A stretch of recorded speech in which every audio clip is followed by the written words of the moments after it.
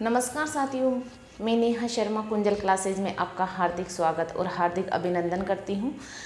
हमारा जो रीड का पेज चल रहा था उसमें हम राजस्थान के भौतिक प्रदेश इसको देख रहे थे और इसकी 5-7-8 क्लासें आई भी है, तो आप वहाँ से उसको देख लेना।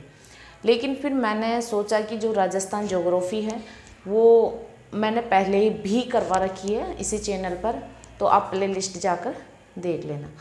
मैंने सोचा कि जो हार्ड टॉपिक है और जो मतलब कि हर स्टूडेंट्स को समझ में नहीं आती वो चीज़ें पहले क्लियर करवा देना मेरे लिए ज़्यादा बेटर रहेगा। तो मैंने राजस्थान का भौतिक प्रदेश ये एक टॉपिक करवाया है, उसके बाद मैंने ये टॉपिक स्टार्ट कर दिए हैं।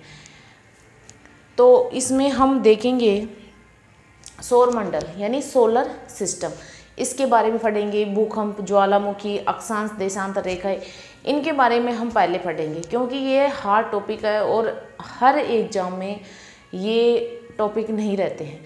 मतलब कि जो राजस्थान के भौतिक प्रदेश है वो करीब करीब हर एग्जाम में आपको मिल जाएंगे, लेकिन ये जो टॉपिक है वो आपको बहुत कम वैकेंसीज में देखने को मिलते हैं। तो सौरमंडल हम इसकी चर्चा कर लेते हैं। सौरमंडल, सोलर सिस्टम। सौरमंडल क्या है, किसे कहते हैं, कितने ग्रह है, मतलब कि इस सब के बारे में हमें जो पृथ्वी, हमारा जो ब्रह्मांड है, इसके बारे में हम इस वीडियो के माध्यम से चर्चा करेंगे। तो सबसे पहले हम बात कर लेते हैं कि सौर प्रणाली की खोज किसने की थी। तो सौर प्रणाली की खोज आपके कोपरनिकस ने की थी। किसने की थी? कोपरनिकस ने। अब फिर बात आती है कि हम जब सौरमंडल पढ़ रहे हैं तो सौरमंडल कहते किसे हैं, इसकी परिभाषा जानना जरूरी है।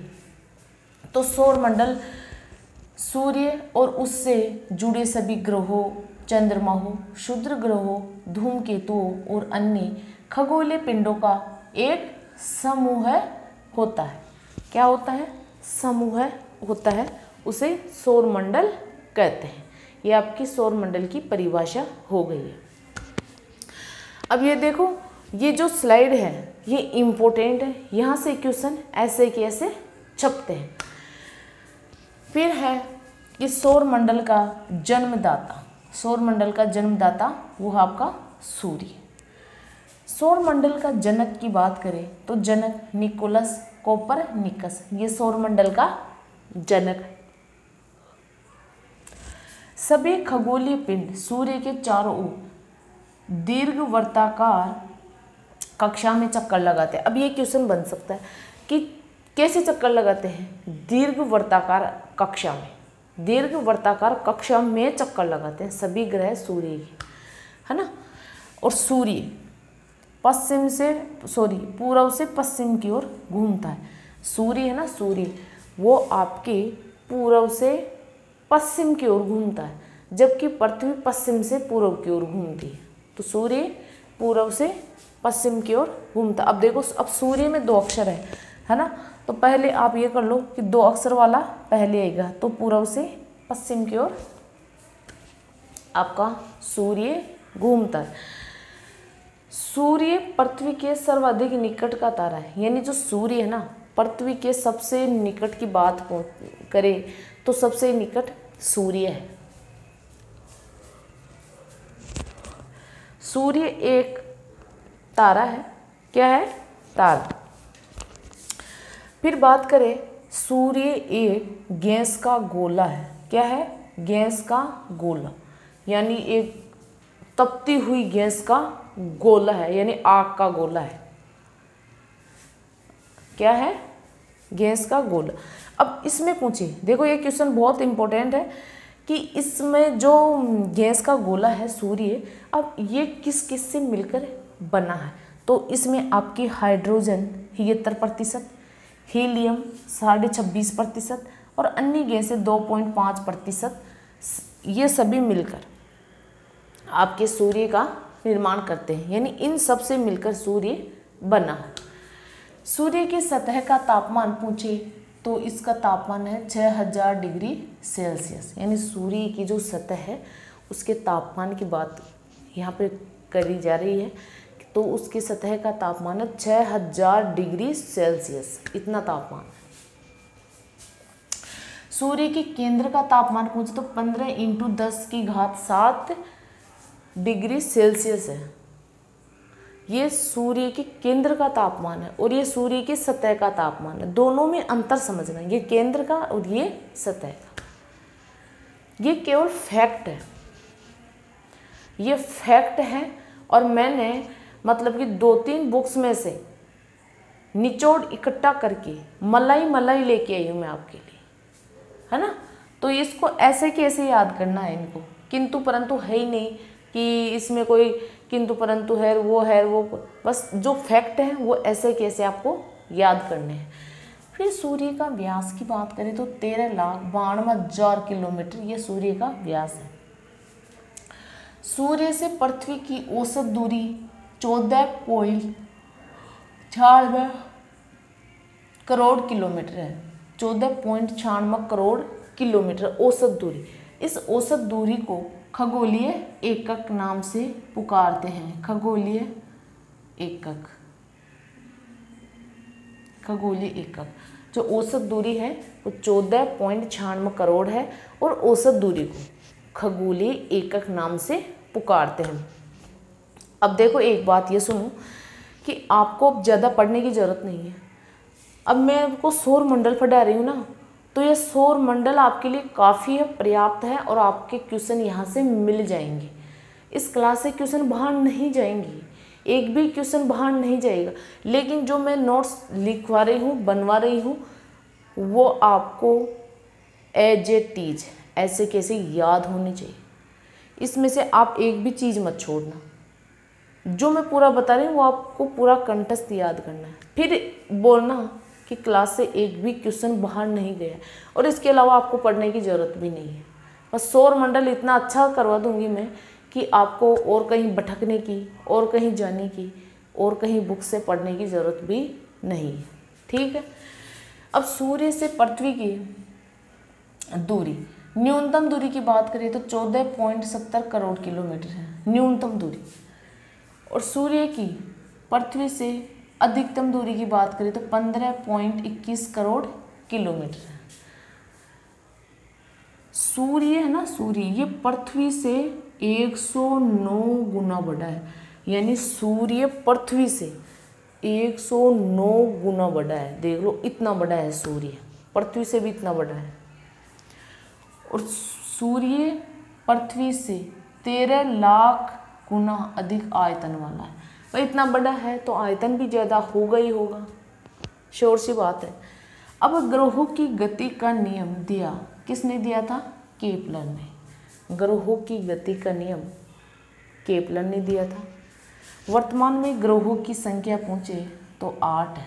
कितनी है? 8।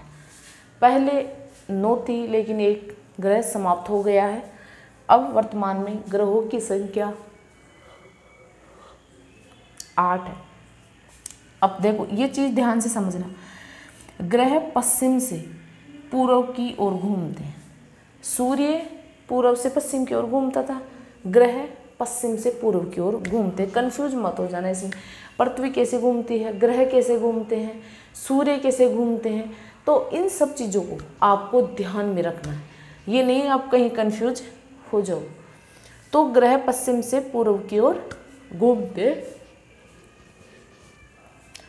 शुक्र और अरुण को छोड़कर। अब सभी ग्रह पश्चिम से पूर्व की ओर घूमते हैं, तो शुक्र और अरुण आपके पूर्व से पश्चिम की ओर घूमते हैं।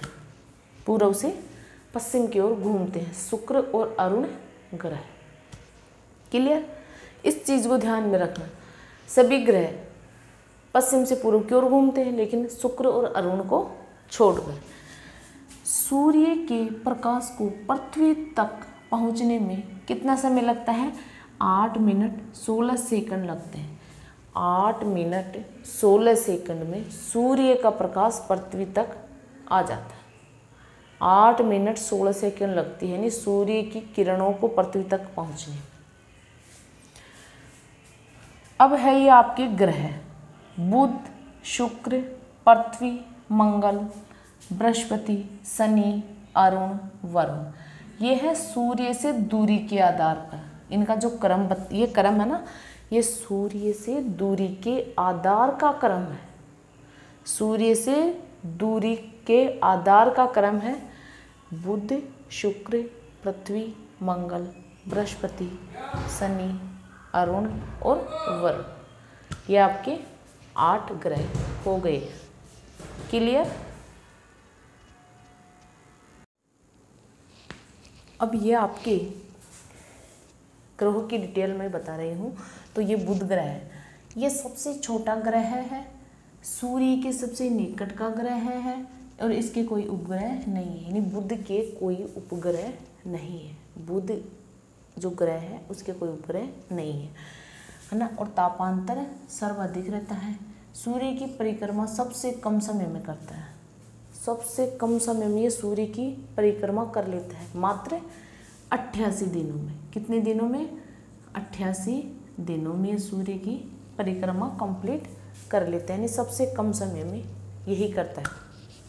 फिर आपका शुक्र, इसी पृथ्वी का जुड़वा ग्रह, शाम का तारा, भगिनी ग्रह, भगिनी ग्रह भी बोलते हैं इसको, भगिनी ग्रह। भोर का तारा, भोर का तारा भी इसे भी बोलते हैं। अब इसे पृथ्वी का जुड़वा ग्रह, शाम का तारा, भगिनी ग्रह, भोर का तारा आदि नामों से भी जाना जाता है।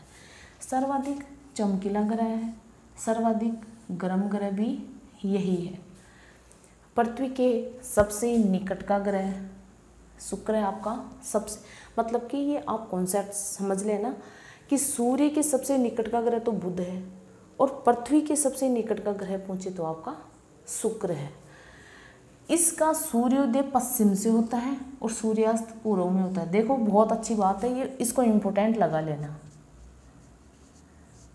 आपका सूर्योदय सबके पूर्व में होता है और सूर्यास्त पश्चिम में होता है, लेकिन शुक्र ग्रह पर सूर्य अस्त तो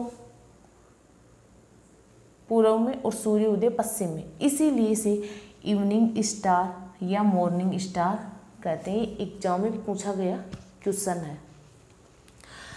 फिर है पृथ्वी, एकमात्र ग्रह है जहाँ जीवन संभव है।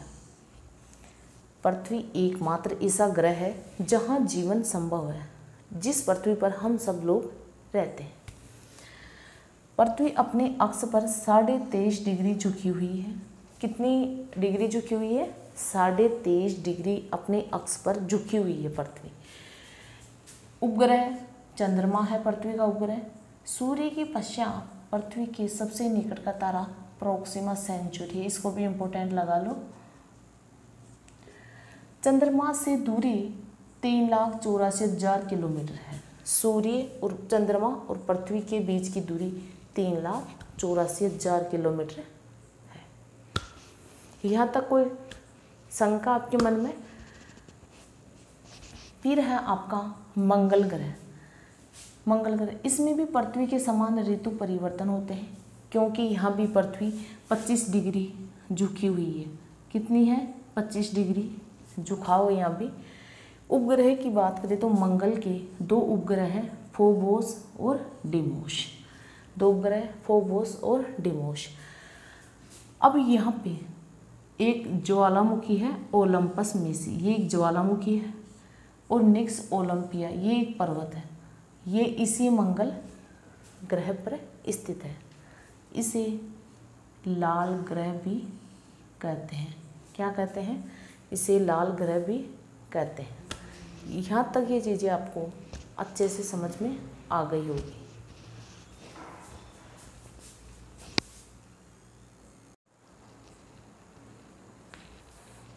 अब आपके बृहस्पति ग्रह है। बृहस्पति, देखो इसके उपग्रह की बात करें तो इसके 79 उपग्रह पाए जाते हैं। 79 उपग्रह आपके बृहस्पति के पाए जाते हैं, जिनमें गैनीमीड उपग्रह सबसे बड़ा उपग्रह है। गैनीमीड सबसे बड़ा ग्रह की बात करें तो आपका बृहस्पति आता है, सबसे बड़ा ग्रह। सबसे छोटा बुध था और सबसे बड़ा बृहस्पति, और सबसे तेज घूमने वाला ग्रह भी, यानी सबसे तेज गति से घूमता है ग्रह, बहुत तेज गति से घूमता है ये। बृहस्पति ग्रह। फिर आपका शनि, सर्वाधिक उपग्रह आपके शनि ग्रह के हैं। इसके 82 उपग्रह, 82 उपग्रह है, शनि ग्रह के 82 उपग्रह है। और टाइटन सबसे बड़ा उपग्रह है इसका, टाइटन यानी सबसे बड़ा उपग्रह टाइटन है। टाइटन पर पृथ्वी के समान वायुमंडल और गुरुत्वाकर्षण पाए जाते हैं। जिस प्रकार पृथ्वी पर वायुमंडल और गुरुत्वाकर्षण पाया जाता है, उसी प्रकार शनि ग्रह पर भी वायुमंडल और गुरुत्वाकर्षण पाया जाता है। और ये 7 वलयों वाला ग्रह है। इस ग्रह पर 7 वलय पाए जाते हैं। फिर है अरुण, ये आपका पूर्व से पश्चिम की ओर घूमता है, जबकि सभी ग्रह पश्चिम से पूर्व की ओर घूमते हैं, लेकिन ये ग्रह पूर्व से पश्चिम की ओर घूमता है। उपग्रह की बात करें तो इसके उपग्रह हैं 27, और इसके चारों ओर भी क्या पाए जाते हैं, वलय, यानी अरुण ग्रह के चारों ओर भी वलय पाए जाते हैं। और यहाँ तेज हवाएं चलती हैं, मतलब कि जो वायु चलती है बहुत तेज गति से यहाँ चलती है। फिर है वरुण, इसके उपग्रह की बात करें तो 14 उपग्रह पाए जाते हैं, और सूर्य की परिक्रमा सबसे ज़्यादा समय में करता है, बहुत ज़्यादा समय लगता है, मतलब कि इसको बहुत धीमी गति से सूर्य की परिक्रमा करता है, यानी बहुत वर्षों तक ये परिक्रमा करता रहता है। तो ये सौर मंडल में आशा करती हूँ आपको बहुत अच्छे से समझ में आ गया हो, और इससे बाहर एक भी क्वेश्चन नहीं जाएगा। ये मैंने जितने भी आज तक क्वेश्चन बने हैं वहाँ से, और मतलब कि बुक्स में एक मलाई इकट्ठी करके फिर लेके आई हूँ मैं, है ना। तो आपको इसको ऐसे कैसे तैयार करना है, और फालतू में अपना टाइम व्यर्थ मत गंवाना, टाइम बहुत कम बचा है। आप अपनी मेहनत लगातार जारी रखना, और अपने जो 60% का जो टारगेट है उसको हासिल कर लेना आपका लक्ष्य होना चाहिए। तो मिलते हैं अगली क्लास में। जय हिंद, जय भारत।